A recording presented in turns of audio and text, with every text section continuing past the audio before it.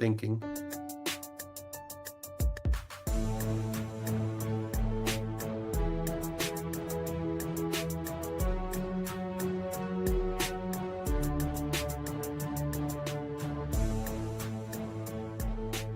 Welcome to the FSF PopCast live show. Well, hello and howdy, kids and cadets. Welcome to the FSF PopCast. And if you didn't see it, John was already trolling us, even though we were perfectly on time. John, no, we were not late. Huzzah. You know, it happens. It really does. It does. It does happen. And I'm going to say this because the door is locked and I'm safely on the other side of it. Kathleen, you're wrong. Ha ha ha! Suck it, Trebek. Jesus. No. Better. You only thought we were late. We were really there. It's okay. It's okay. No need to panic. No need to panic. We're totally here. Live and mostly in person. I'm mostly alive. I don't know about being a person. I'm pretty sure I'm 3 raccoons in a coat. I mean, you're not wrong. Anyway, I hope you guys are having a good day. So last week, Monday, I want to apologize for cutting out so short. We hit the 30-minute mark, and I was coming down with a wicked head cold that put me down for the rest of the week. And you got to be careful with those man colds. If they go to your kidneys, you could die. You could. Yeah. It's bad enough. It went from my head into my chest and made me feel the ickies and the coughies, and I didn't like it. Yeah. So, but I was having a really rough Monday last week, so I do apologize for cutting out halfway through. So hopefully, we'll see how long we can put up with it tonight. And you're very quiet, John. Sounds just fine to me. Okay. You sound fine to me, but yeah, I'll see if I can figure things out on my end here. Let's see. Kathleen said like a period after prom night, and then she says, "I've had that panic." We'll talk about that later. Anyway, John's like, "I'd like to have that discussion." She says, "You're better now." I know I'm better. You could say I'm a better. All right, there, Pearl Jam. Slow your roll. Okay, so tonight our topic is how nostalgia glasses affect pop culture. Now, what that means is, you watch something, and in the moment, it's the most perfect and amazing pop culture thing that you could have watched, and you love it. It's just everything. And maybe weeks later, years later, days later, you watch it again, and something comes off as maybe you pick out the cheesy or the campy, the corny spots, and it doesn't quite hit the same. So that's our topic tonight. We're going to talk about some different shows that maybe you've watched over the years, and you go, hey, that's maybe not the perfect show that I thought it was. But before we get into that topic, we want to say thank you to our show partner, Level Up Sabers, and of course you, our viewers and listeners, because without either of you, this show does not go on. So welcome to the Level Up Sabers studios. And if you're looking for a lightsaber that's better than a stick, well, actually better than just about anybody else's out there. Yeah. And because Master Allen. Don't even name the competition. Just yeah. Yeah. This guy. You just want a guy who's not a grifter and wants to, and is an important part of the nerd community and actually builds the nerd community, then buy from Level Up Sabers, because by golly, by gosh, Master Allen is a super cool dude. And yeah, we're happy to support and promote Level Up Sabers. So again, right. How nostalgia glasses affect pop culture. That's going to be our topic tonight. Now, there is a video that caused us to want to do this topic. John found it on TikTok. He forwarded it to me, and I said, that's a great topic. We should talk about it. So I'm going to play you guys that video, and then we'll jump into the rest of the conversation. Now, everything that he's saying doesn't exactly apply to our conversation, but it's a good jumping off point, I think, and it kind of points us in the right direction. So for the next minute and a half or so, enjoy the TikTok stylings of whatever this guy's name is, because I can't remember what it is. Yezik, thank you. I'm a little tired, and I've already been drinking my happy juice. So, with your cold meds, which is totally not recommended. Actually, I haven't had any cold meds since this morning, so I think I'm probably okay. You're fine. I'm probably okay. But after the show, I'm totally gonna have some cold meds, and then I'll mix with the beer, and we'll see how it goes. All right. So, anyway, let me know. Let's see what Yazek has to say about this topic. Stranger Things is Stranger Things. Maybe it's just my FYP, but I've been seeing a lot of people really upset with the show for reasons that suggest they've never seen the show before. Which is weird because a lot of those videos start off like, hey guys, before we get started, I just want to make sure everybody knows that I have been a Stranger Things fan since before the show even existed. Nobody's a Stranger fan. Nobody's a bigger Stranger Things fan than me. And here's why the show sucks now. And then they say stuff like, the dialogue is cheesy. Hey, you ever seen it? It's about kids in the 80s fighting day monsters. The entire premise is cheesy. And that doesn't mean that it can't be fun or enjoyable, but to suggest that this is the first time we've ever experienced cheesy dialogue or bad acting in Stranger Things. What? Another common complaint I see is, they gotta give Jonathan a character again. Huh? Again? From my understanding, Jonathan's character has existed to be Will's older brother. And I guess you could argue that he's part of this weird pseudo-love triangle with Nancy and Steve, but that's it. Murray's character is deeper than Jonathan Byers, and he's been on the show like a portion of the time. Look, Stranger Things is Stranger Things. It's goofy. It's campy. It's cheesy. It's fun. It's not Breaking Bad. Personally, I think it's way more likely that we're all just very different people now. The show creators, the fans, the actors. I mean, it's been 10 years. People change, which is fine, but don't put that on Stranger Things. Stranger Things is the same as it always was. Exactly. I have to say, I really do agree with pretty much everything he said in that.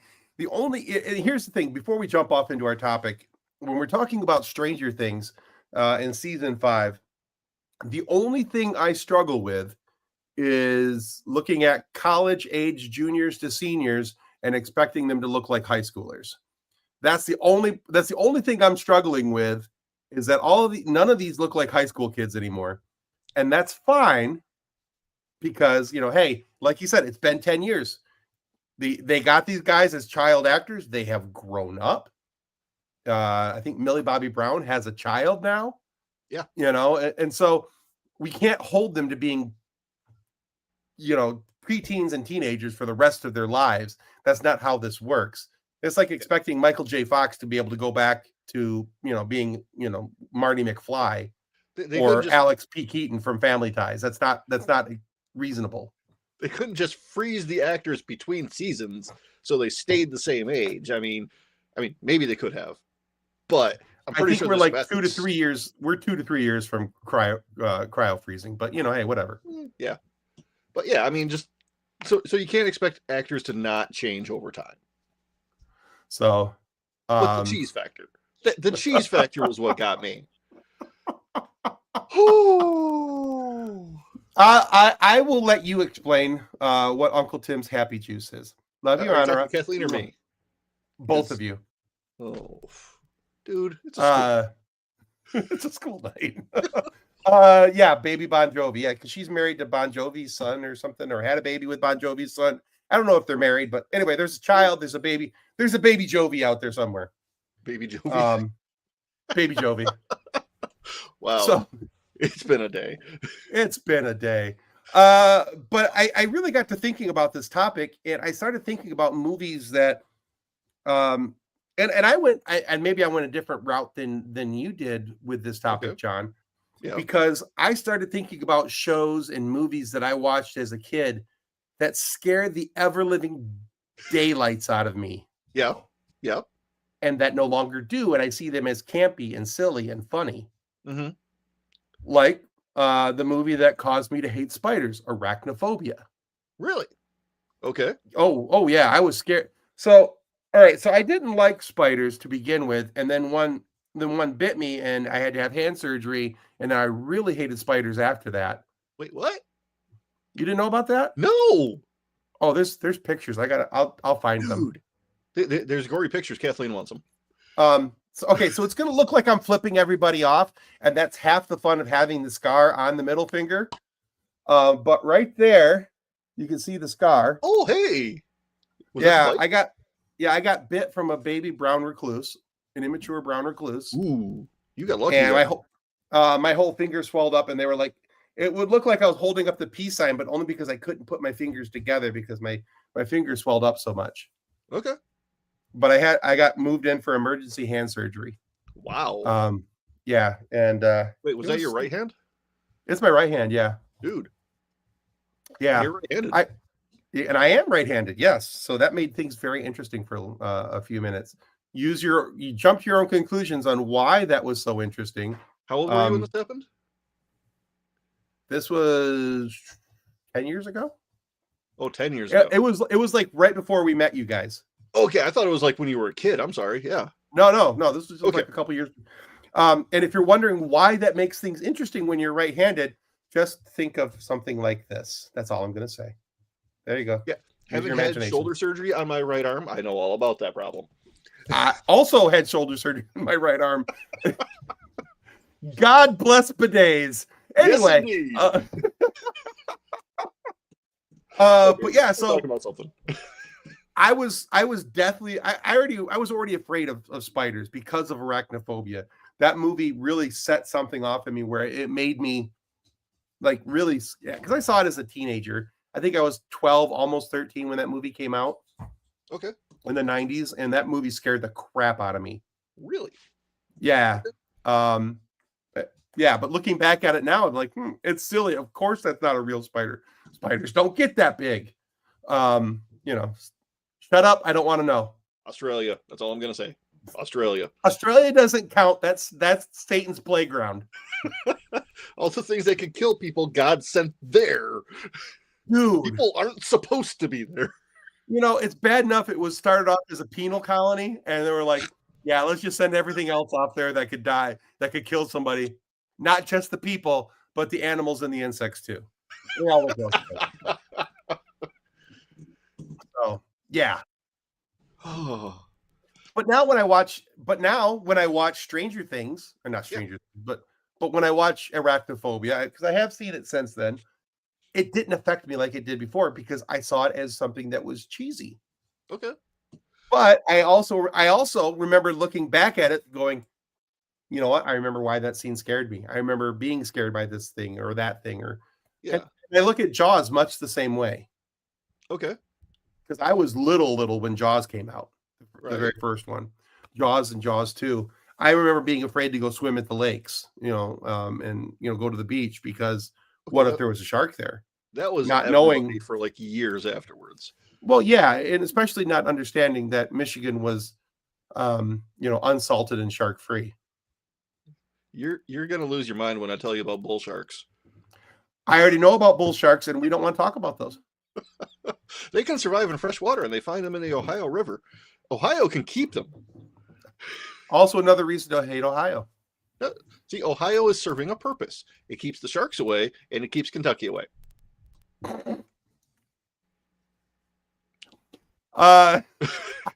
I finally have something to tell Jason Taylor from 3 Geeks Podcast about why Ohio has a meaningful purpose. Yeah. Not just for people wanting to escape planet Earth and go to outer space. Most astronauts per capita. But they get bull sharks and they keep Kentucky away. Okay. Yeah. Jason Taylor, you have a purpose in Ohio. Love you, buddy. Oh. 3 Geeks is a great show. It is. By the way, if you haven't checked out 3 Geeks Podcast, strongly recommend you guys go check them out. They're good friends of ours. We do a lot of work with them. And they're good across the board. Jason, Max, Justin, good dudes. So yeah. And occasionally, because they don't know how to count, Mike McGee. That's technically a 4th geek, but they're in Ohio. We let it slide. Public school systems in every state are terrible. But anyway. So what movie or show do you look back on with nostalgia glasses and go, that's not quite the same as what I remember it to be? Oh, honestly, just about anything I've tried to get Honor to watch. Okay. There is this unique thing where it's like, I'm going to show my kid this really cool thing from when I was their age, and you're watching it and you're like, oh God, this is trash. I liked this. Like, it applies to pretty much everything. I think one that we kind of agreed on earlier was Return of the Jedi. Oh, for sure. Okay. It's fun. It's an important part of the story, but it's not great.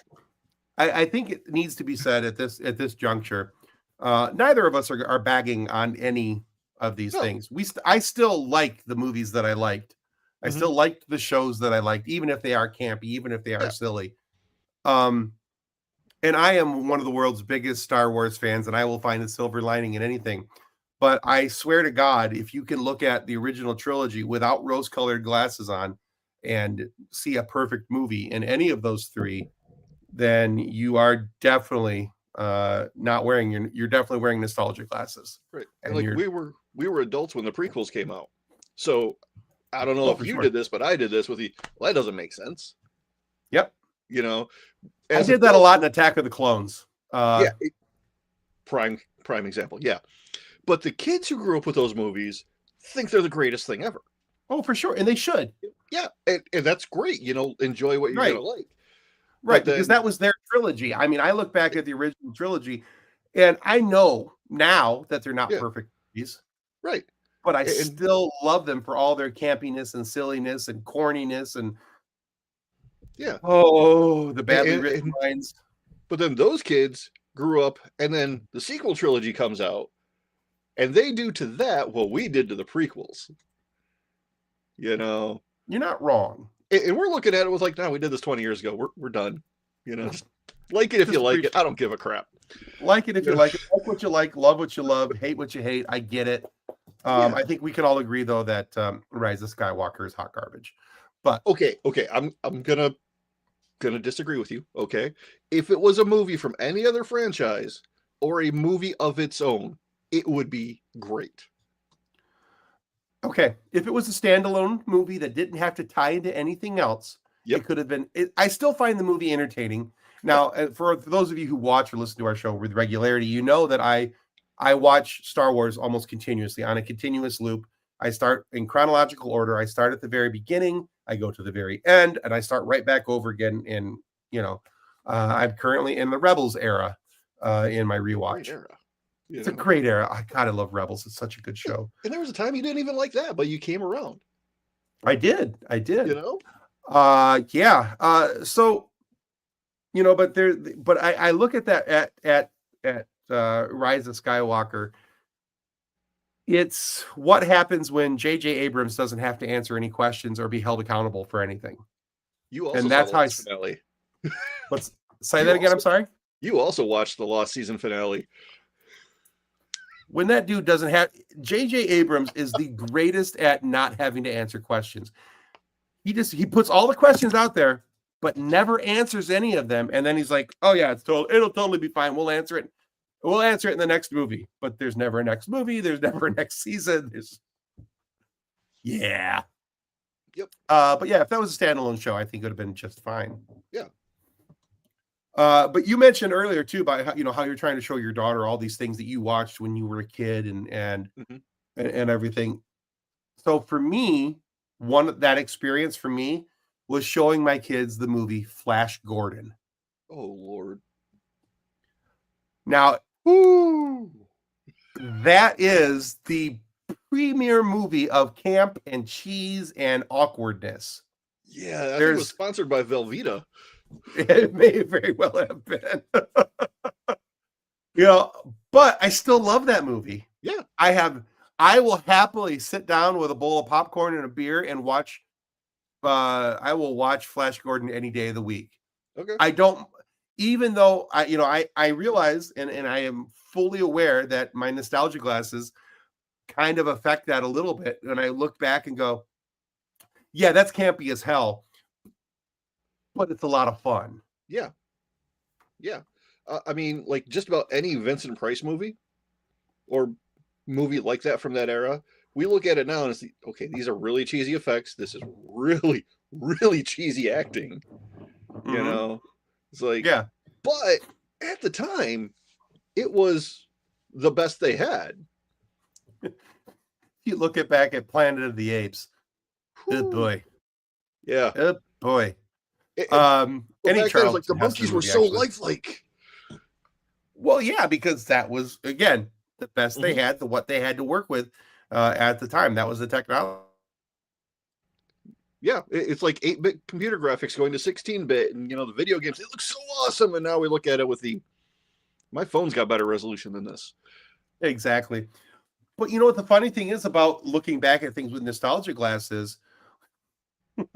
You leave Vincent Price out of this. Vincent Price is great, okay? The movies themselves, yeah, I don't think either one of us are bagging on Vincent Price. Vincent Price has still, to this day, he's one of the few people, and this is one of the few times you'll ever hear me say this, admit this openly. James Earl Jones and Vincent Price, I wish, and I know James Earl Jones has done this for Star Wars. He's lent his voice in perpetuity to Star Wars for any time that Darth Vader needs to be used, for them to generate it out of AI. Yeah. And Vincent Price honestly has that same type of voice to me, where anytime there's something that's scary that needs to be read, Vincent Price has the ultimate scary voice. Like there's times where even just listening to the song Thriller by Michael Jackson with his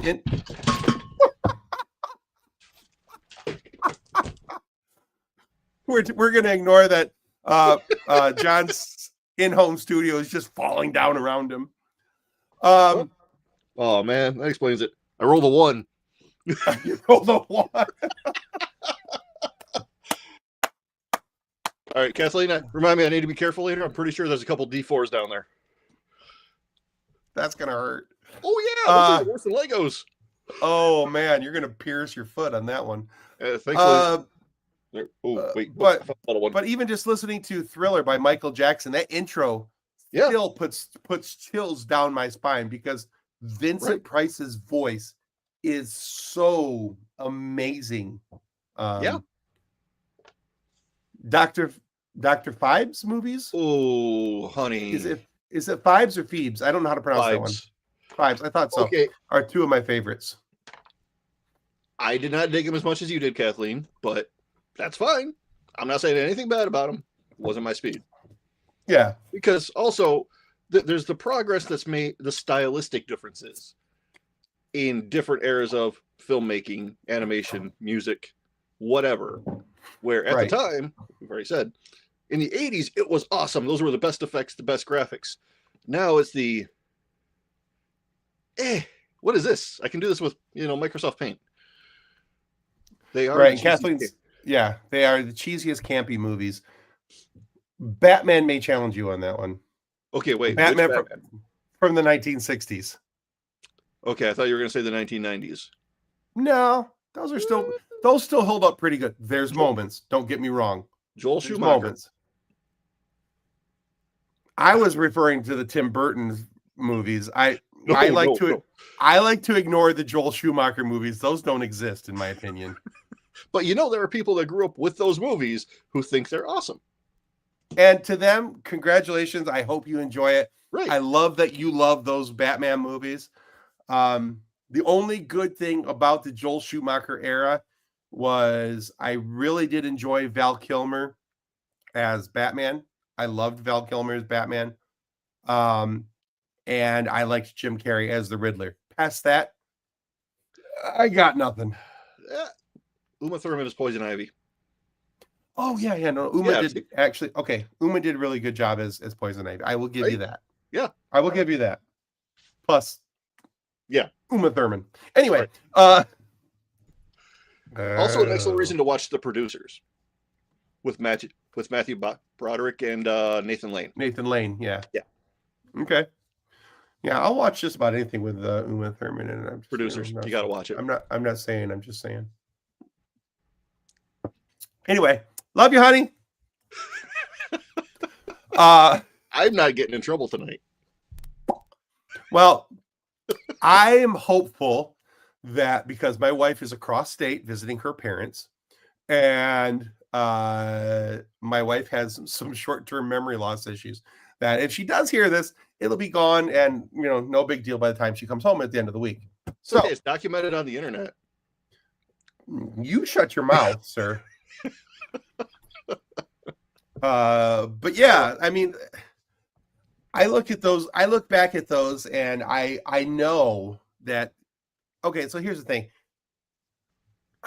I have a really hard time with the Batman and Robin movie with George Clooney as Batman. I hated Arnold Schwarzenegger as Dr. Freeze. I mean, like, abhorred him as Dr. Freeze. That was rough. Okay, that is the ultimate of camp and cheese in his lines and everything that he said. And I hated it when I watched it. It wasn't that I was like years back, I go back and watch it and go, oh, this is horrible. I can't believe they allowed him to say those words. I hated it in the theater. Yeah. But I actually do enjoy the I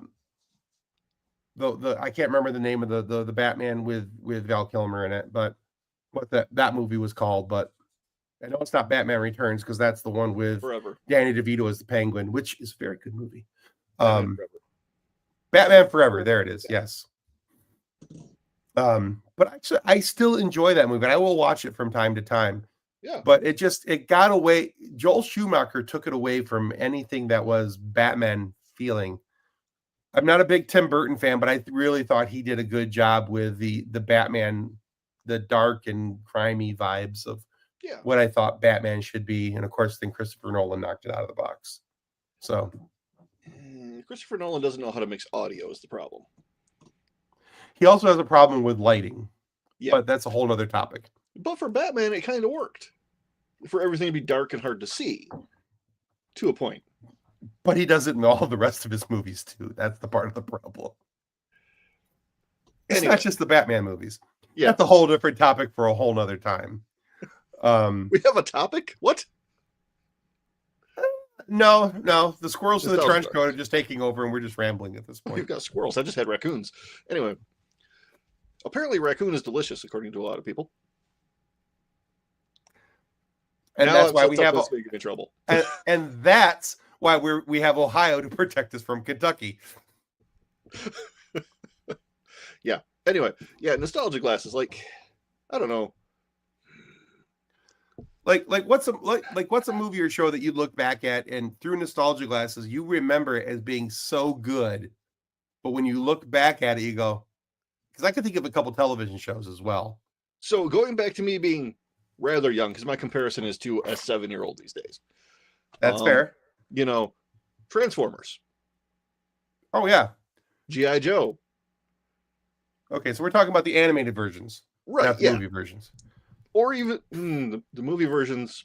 That's a different thing. I'll get to that in a second. But that was like the Transformers movie in 1986. Mm-hmm. Okay, Kathleen just mentioned Gargoyles. You haven't watched it. You can't talk. Anyway. Are you talking about me? No, Kathleen. Oh, I'm like, wait a second. I watched Gargoyles. Right? But if we go back and watch it now, it's like, what's this? It's very gargoyle-y. Let's just put it that way. It's gargoyle-y. Right. Or like trying to get my daughter to watch 80s and 90s era Disney movies. When she's used to Frozen and Moana, she's looking at it with why'd they do it that way? The music's not as good to her. Okay. I'm not saying anything, right? Because she has a different generational expectation. But to Kathleen, those are still like the be all end all of. Oh, for sure. Yeah. You tell Honora we're going to sing Little Mermaid together. That's just the way that works. Oh, there will be video, I promise. I promise. Well, I better freshen up on that then if that's going to be video involved. Okay. The sing-along versions should be on Disney Plus. I will double check that for sure. But Bonkers. What is Bonkers? It was a early to mid 90s animated show about a cartoon creature who joins the police force. That one I don't recall. It was like the Disney afternoon Under the sea. Under the sea. You like it better down when it's wetter. Take it from me. Anyway.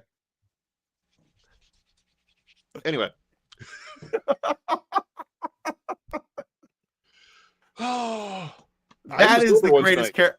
That's the greatest character in Little Mermaid. I don't care. I will fight you on that. His name is Sebastian. I know. Sebastian is the best. You can't convince me otherwise. Flounder sucks. And what's your opinion on Scuttle? I'm indifferent. Okay. I'm indifferent. Right. But Sebastian, on the other hand, I have an endearment to Sebastian, and only because for years I have sang it just as Kathleen put it on the screen here as Under the Sea. But anyway, it's not fair that you know all the keywords that will unlock my ADHD. That's not fair. You know the secrets to my sleeper cell. So when random words show up in conversation, do you have like song lyrics pop into your head? Yes. Okay. But yours probably makes sense. No, and it's horrifying. It's actually a game I play with Kathleen's family where I will use words and phrases from songs just to see if I can make any of them start singing, which is great at family dinner. You know when this becomes rough? Is when I'm at work. Okay. And I'm sitting at my desk and we have a customer come in and they are just talking and they say something off the cuff. And my ADHD brain, I'll be sitting there typing. I'll be like, what's that? Okay, I can sing that song. Yeah. And that may or not happened today. So I'm just saying. We have somebody at work who does the same thing, and she will randomly start singing songs. And every once in a while, I just have to look at her and be, let's say her name is Karen. Just for fun, for Kathleen's entertainment. I'll look at her and be like, hey, Karen, who sings that song? And she'll tell me the name of the artist. I'm like, can we keep it that way? When anybody at work asks me, hey, who sings that song? My immediate response is me. I sing this song because I know where they're going with that. Yep. Karen needs to learn that response. Yeah, Karen needs. Kathleen says, and yet Tim doesn't like musical. Obviously, he has to just accept it that he's in one. This is how we lose friendship, Kathleen. Just want to say she's that. not wrong. Shush. Karen? I'm not confirming that. I'm just randomly using that name that you may have spelled correctly. Wait, so that person's name is spelled I-N? Potentially. In the event anybody from work is watching this, which I highly doubt, unless it's HR, because I may have mouthed off a little today. John's expecting to be fired within the next week. So I'm really not. So there's that. I'm in a 2-person department. She's the petty one. I'm the problem one. And we annoy everybody together. It's great. Well, you got to have that going for you. There's a story here, I feel. Yes, but Kathleen, if you want somebody to get a needle stick on the first try, you talk to her. Okay? I think we're going to have story time once we go off air. So anyway, yeah. Anyway, how's it going? So I was thinking of other shows that I looked back at with nostalgia glasses. Now, and maybe this for you might not hit, but this was a show that when I was a kid, hold on, Kathleen says she hurt my kid. Okay. Honor's arm was broken. This person said, "Oh, she's fine. She's using it," and like squeezed the arm where the break was. Honor proceeded to scream. Well, kids just don't like. Yeah. Henceforth, protective mommy vibes. Got it. Yeah. Okay, I get it. That makes sense. Okay. But now when I was a kid, this was for me a must-watch show. I had to watch this show. Absolutely loved it. and that's the show Knight Rider. Nobody hassles the Hoff. Nobody hassles the Hoff. That's right. Unfortunately, we didn't realize that you could hassle the Hoff until there was like the whole Baywatch thing. But that didn't show up until we were teenagers. I wonder why. Baywatch didn't show up until we were teenagers, and that was a much different show then. That was... It took me 3 seasons to realize Hasselhoff was in it. To use a quote from Firefly, I'll be in my bunk. I'm in trouble now. John Wass! You're in a lot of trouble. Anyway, but yeah, so when I was a kid, though, I had to watch Knight Rider. Yeah. I thought it was the coolest show. I mean, there's this talking car. Yeah. And your mommy's listening. You're in so much trouble. I blame my stepdad. Which one? For everything. And I hear the laughing from the other end of the house. We're good. We're good. You didn't answer my question, though. What? Which one? Which what? Stepdad. I only had one. Technically. Exactly. That's not a topic for this show, okay? Again, my mom's watching. Hi, John's mom. Anyway, this is why you can only come over when she's out of town. Well, yeah, because otherwise I got to duck because something's gonna get thrown at me. But seriously, this is a big target. It's kind of big. I got a big head, little arms. I don't know how well this plan was thought out. Anyway, but I always had to watch Knight Rider. And I found years later going back and watching Knight Rider, I'm like, oh, that's bullcrap. That would never work. Right. Oh, that's bullcrap. That would never work. That's awful. How do they get this on air? Right. It's such an awful show going back and watching it. The same probably applies to the Dukes of Hazzard. It does, unfortunately. It also applies to the show Airwolf. I don't remember if you remember that show. Yeah, Airwolf was great. I loved when Airwolf. I was a kid. Yeah. When I was a kid. Not so much anymore. Right. There's parts about that show that still hold up. Mm-hmm. I think I would actually, that's one of those shows that I wish they would reboot. I mean, Jan Michael Vincent was a good actor for his time, and he played the role well. Yeah. For that show. But I would love to see the show Airwolf rebooted and see how that type of show in a police drama type situation could really work in today's type of environment and technology. Because a lot of things that they were doing back then were things that were not possible in the early to mid 80s. Right. They're more possible now. Maybe. Potentially. Yeah. In theory. Right. But yeah. Airwolf is definitely one of those shows, and maybe that's the topic for future shows, that what shows we would, from the 80s that we would love to see rebooted. Because there's a number of them out there that I think are deserving of a reboot, and that would be really fun as a TV show. Like recently we had the show Fall Guy. They tried to do it as a movie, and that left a lot to be desired, in my opinion. Yeah. From what I love the Fall Guy as a show. I sort of remember it, yeah. It may have something to do with Heather Thomas. And if you don't know who Heather Thomas is, there's Google for a good reason. Anyway,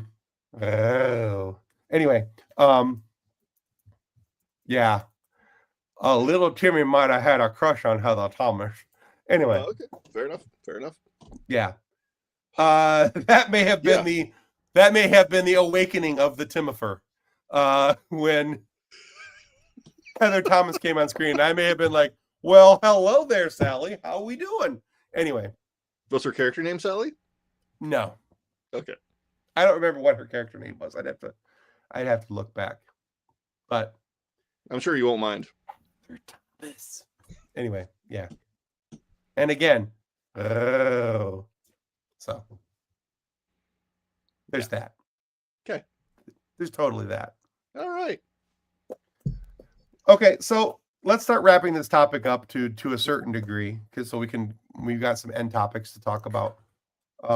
We do. Kathleen Was, no relation. Yeah, her maiden name was Thomas. So her maiden name is Thomas.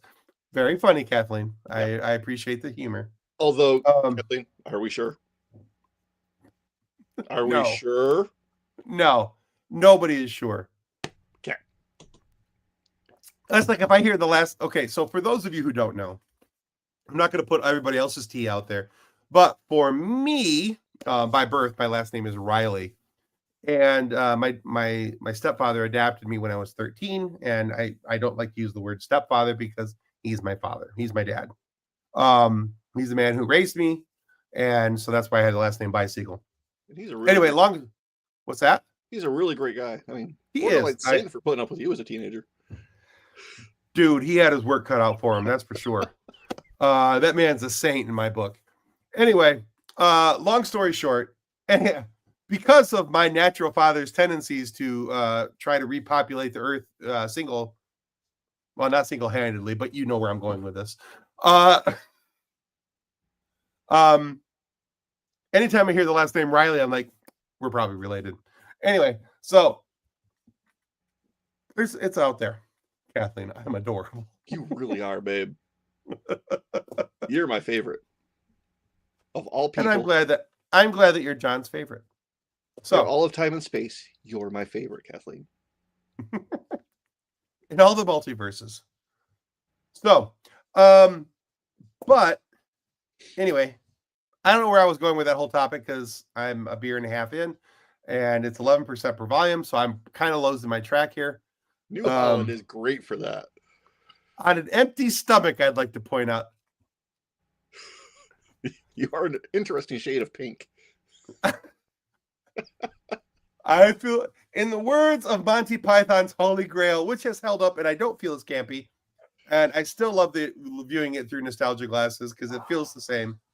I feel happy. Funk. Single-handedly, yes. Handedly, Kathleen. Handedly. Anyway, I think that there's a lot of things out there that when we look back at them with nostalgia glasses, you're able to pick them apart a little easier because now as you're looking back at them as an adult, you see things differently than you would have seen them as a child. Right. And you mentioned earlier the Transformers shows and movies. Mm-hmm. And I think that's probably one of the best examples, really, of that. Right. You could also apply it to music. I mean, the music we listened to when we were younger, we think is the greatest thing ever.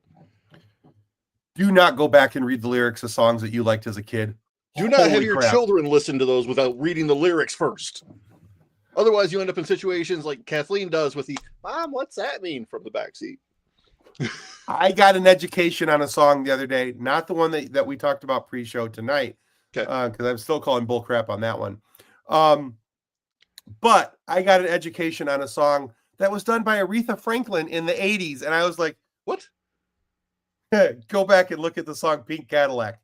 All I'm going to say. Nope. That song is forever ruined. Nope. I walked away from that song after hearing it again going, unclean, unclean. Let's see. Kathleen says, Timothy, that goes on the bad choices board. Referring to your choice of beverage this evening on an empty stomach. Yeah. Oh, it's definitely on the bad choices board. But it's easier as an adult to look back on some of these things and say, I can't believe that was ever popular. I can't believe that was this, it was that, it was whatever. I think with nostalgia glasses, we look back at things and we keep them in that frame of reference, depending on how we choose to look at them. Yeah. So we brought up the topic of Star Wars earlier, so I'll reference back to that. I can look back at them with nostalgia glasses clearly on and say, I don't have a problem with it where they're at. Right. Because I know and I accept the fact that it is what it is, that it is going to be campy at spots. And especially when we're talking about, and we go from the original trilogy to the prequel trilogy, where George Lucas was somehow allowed to write all the dialogue, which is always a bad idea, kids. George Lucas should never be allowed anywhere near dialogue. He's an idea man. Yeah. He has great ideas, fantastic ideas, the best ideas. Horrible at dialogue. Yep. And I will use Attack of the Clones as my example. But I can look back at those movies and know that there's holes in the plots, that there's holes in the dialogue, and that some of the things that they said in those movies just don't make sense, but still enjoy them. Yeah. And that is a perfect example right there. Kathleen says, "Are you an angel?" Yeah. Yeah. Yeah. Although, when you think about Anakin going from being a slave with no free will to being stuck in a temple with, Obi-Wan and being drugged around on missions, he doesn't have people skills. Of course, that was his idea of flirting in Attack of the Clones. Anybody who's ever been a cringy teenage boy, Tim. I was awesome. I don't know what you're talking about. Of course, that awesomeness lived right inside of here, but it wasn't existent anywhere else. But right, yeah. Yeah, I mean, you can kind of see it, and especially if you run his dialogue through like a Darth Vader voice changer, it starts making a little more sense. He's trying to use the James Earl Jones cadence. Yeah. Oh, I have never done that, and now I want to. Yeah, do it. Or you can find YouTube videos of it. It's actually pretty convincing as to why Anakin's dialogue was delivered as it was in Attack of the Clones. Oh, that's awful. Yeah. And somehow interesting all at the same time. Yeah. It's kind of like a car crash, on the highway. You got to slow down and pull over. Right. You got to look. Stare. Yeah. You got to look. You got to see what's going on. Or when, there's 4 cop cars in your neighbor's driveway, you just got to look and find out what's happening. Well, if that's happening, you get the popcorn because that's just fun. That's when we turn on the outside security cameras and just watch. Exactly. You got to record that because there might be some cool crap happening. But yeah. I'm saying it could be a thing. So I guess what I'm getting at with all of the things that we've talked about tonight, the mindless meanderings, because there has been some of that. Where? Exactly. But I think if you're willing to look back at nostalgia glasses at anything that you watched as a kid, you have to look at it in the premise of which it was written, at the time period it was written, and the way that you viewed it originally. I think if you try to look at through the glasses that you currently have, the vision that you currently have. I have bifocals. There is that. Me too, but that's not the point. I think that changes your perspective on things. So, I mean, you can look, I think another great example of this is the movie Starship Troopers, which isn't that old, but horribly campy, but still a fantastic movie. Right. I mean, it was campy by design. Correct. But it was ridiculously campy. Oh, for sure. And for any of those who are watching it going, well, it didn't stick to the book, that was on purpose. So, yeah. Just, Right. Yeah. Give it 5 years, Kathleen. Shut up. Anyway, I can't help it that John married, somebody that was, anyway, we'll talk about that later. So anyway, I need to look something up. Keep going.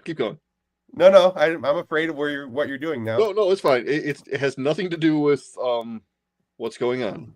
John lies a lot. Anyway, so but yeah, so if you're willing to look back at the things that you watched as a kid and the things that you appreciated as a younger version of yourself, don't take it too hard when you watch something, hear something, read something that doesn't fit in today's cultural or media expectations.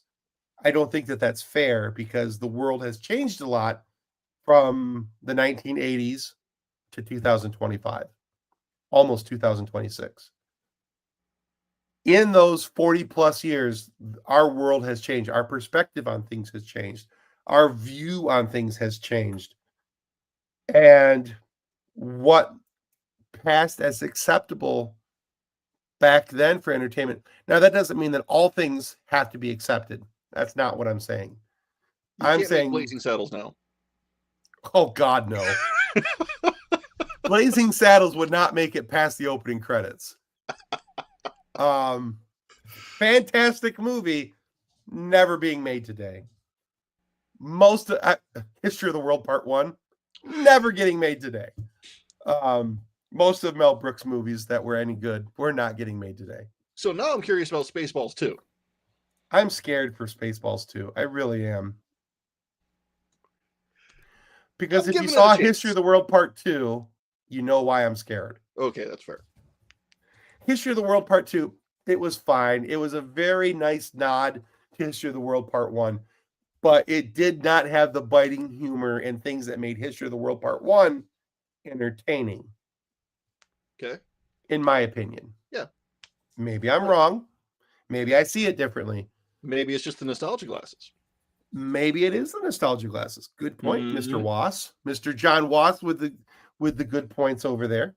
I try. But yeah, so I mean, you have to be careful looking back at it. That doesn't mean that everything should be acceptable in 2025, because if you look back and you see things that are sexist, misogynistic, even racist, damn near pedophilia, please, by all means, call those things out. But there are just things, if it's campy and silly and you go, well, that's just stupid now. Honestly, it was probably stupid then too. You were just not old enough to recognize it. So, just saying. Yep. But, yeah. All right. Well, I think we've beat this topic enough. We have? Probably. There was a topic? Okay. No, there was a focal point at the beginning, and then we went a hard right this way, and then a staggering left that way, and then we went up, and then we went down, possibly tucked in. And if you get that reference, you're a fan. Okay, so. Okay, so wait, question. If Pearl Jam had not existed in the 90s, okay, and 10 came out today, do you think it'd be as well received? No. No? No, and the reason being, now there's a neo grunge movement that is happening, and I am here for it. There's a couple bands that I have found on TikTok recently, and I sent you the name of one of them earlier. It's a band called Zilch. I'm a big fan of those guys, and I am not staggering. I'm sitting down. We'll find out when I stand up. Shut up. Anyway, but caffeine. This is not caffeine.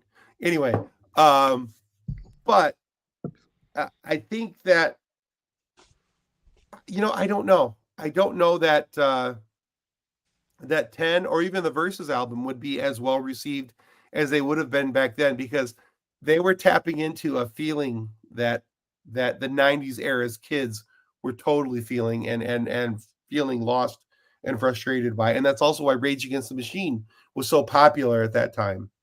And I think there are bands that are coming out now that are tapping into the feelings that the kids of this era are having. And, I don't know. I don't know that Pearl Jam would have had the success that they've had if they were to come out now. I don't know if they hadn't existed then, would I be so willing to listen to some of the grunge era bands or the neo grunge bands that are coming out now? I'm honestly kind of conflicted about that. Okay. No, I was just curious because I know that's, like your favorite band. Yeah. Pearl Jam is one of my absolute favorites. I mean, I could say things about some of Eddie Vedder's vocal choices in the early albums where nobody could understand what he was saying, but you know. He was also young and relatively inexperienced at it. So, I mean, yeah. But I also think that was par for the course with a lot of the bands. If you scour the grunge era movement, what was happening, I mean, you look at bands like Nirvana, singing on key was not exactly a requirement. no. But for any of you who are of the grunge era and you appreciate grunge era music, honestly, go check out the band called Zilch. I've been listening to them. I found them on TikTok. I've been listening to them quite a bit. And it's Nirvana if Kurt Cobain knew how to sing. I'll put it that way. Yeah, pretty much. I love Kurt Cobain. Don't get me wrong, but Kurt Cobain was not a good vocalist. He was an amazing musician. He wrote good songs. He made he made music that really identified with the angst and the anger that I felt as a young man. Yep. But I think if you were to call him a good vocalist, there would be some discussions. However, I think this band Zilch is what I find if Cobain could sing. So it's a really good thing. So go check them out. I'll just say that. Yep. Anyway, long and short, that's that one.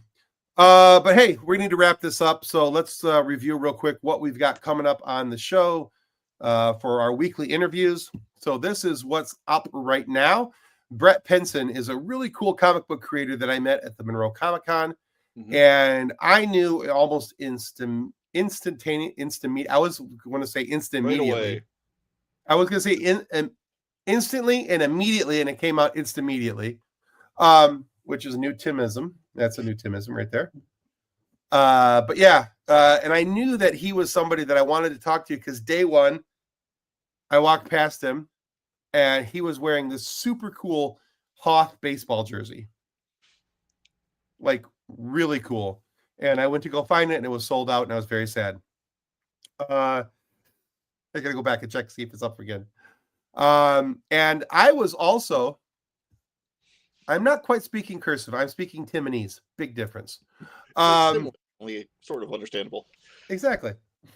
Mostly legible. Cursive gets into a whole different topic. So day one, he was wearing this Hoth jersey. I was wearing a Hoth t-shirt. Day two, he was wearing a Boba Fett jersey. I was wearing a Boba Fett t-shirt. And I was like, this is love at first nerdery. So I had him on the show. Come to find out, he's a super cool indie comic book creator. And the reason why he's still making a couple of these comic books is very heart touching. And it's a really cool story. And Brett's a really cool guy. And I can't recommend him or his work strongly enough. So go check out his comic book series called The Expendables, which has nothing to do with the Sylvester Stallone movies that Sylvester Stallone may or may not have stole the name of. Anyway, I don't think he really did, and neither does Brett, but it was a fun conversation point. Okay. So, but coming out on Wednesday is Quattro Podcasto, the fourth visit of Joshua Pruitt, who is one of the head writers on the amazing show Phineas and Ferb, and he is an Emmy winner for Phineas and Ferb. Not to mention, he's also a New York Times best-selling author. And we talked a lot about his new book. You can see it there, just right to the right of his picture, called Euro and the Argonauts: The Best Book About a Kid Named After a Sandwich. It is phenomenal. It's a wonderful young adult adventure. And the way he described it is basically, imagine a kid being a big fan of the Avengers and then meeting them all and just discovering they're all jerks. That's basically the premise of the book. And it's a lot of fun because it's set in ancient Greece, and it deals a lot with Greek mythology, and it's just an awful lot of fun. Now, he is also the only person to have ever written for Mystery Science Theater 3000 and Doctor Who, which is kind of a big thing. Yeah. They usually don't let Americans write for anything Doctor Who. Right. And Joshua Pruitt has written not only one story, but he's working on his third for Doctor Who. Dude. So, yeah. So Josh has got some really, really, really, really cool stuff coming up. And I can't recommend this interview enough. I had such an amazing time talking with Josh.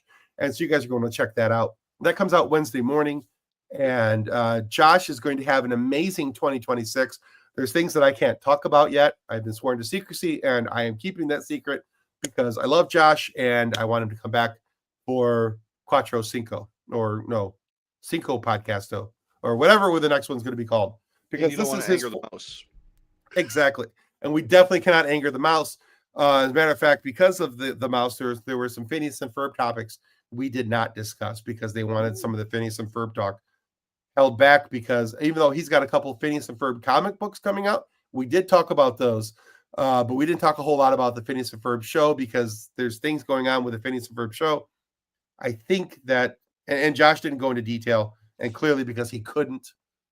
And I didn't press him on this because I respect that. It's like an NDA. I don't want to push the boundaries, and I want our guests to feel comfortable coming on the show.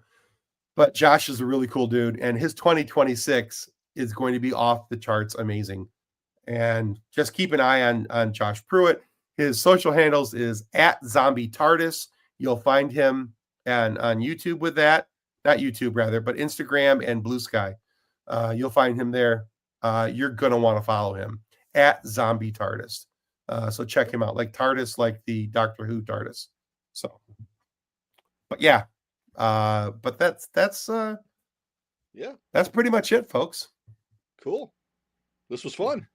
This was fun. I enjoyed it. Yeah, I like that you got a higher resolution image here for the ending. Right? I found a better picture of Buddy Jesus to use because the other one looked like it was taken off the reflection off a toaster. So, yep. It was pretty bad. I will admit that openly, that we needed a different Buddy Jesus. So I found a different Buddy Jesus. Yep. And I went with it. So, any concluding thoughts, John, or are we just out of here? I think I'm good for the night. I've got